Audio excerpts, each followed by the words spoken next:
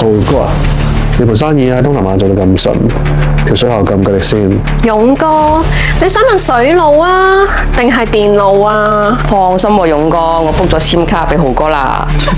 又買 SIM 卡啊？喂，大佬唔好玩我啦！我班僆啊，上個月去泰國，喂，成 team 人失聯喎，就係因為當地張 SIM 卡啊跳水啊！忍一忍，過埋今次，換翻個供應商俾你啦。先卡。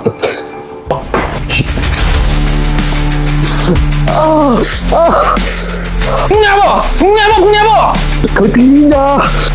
執翻張先卡，執翻張先卡！今次如果公司唔批預算俾我，單嘢我唔做，大家都冇撚做。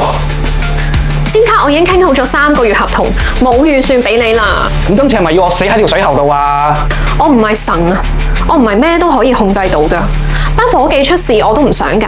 嗱，呢個你講得啱啊！限速我控制唔到，冇信號我控制唔到，但係 WiFi 蛋定係 SIM 卡，我有得揀，我話事。講嚟講去就係用 SIM 卡攞咗你條命係咪啊？聽日見唔到 WiFi 蛋，你都要收皮。今晚令到我好嬲啊！阿根，而家即刻幫我煲一個 WiFi 蛋。收到。已經 book 好咗啦，聽日去機場就可以攞到。吓，咁方便？你而家先知啊？我租一部啊，5個人都用到啦。等住今晚收錢啊！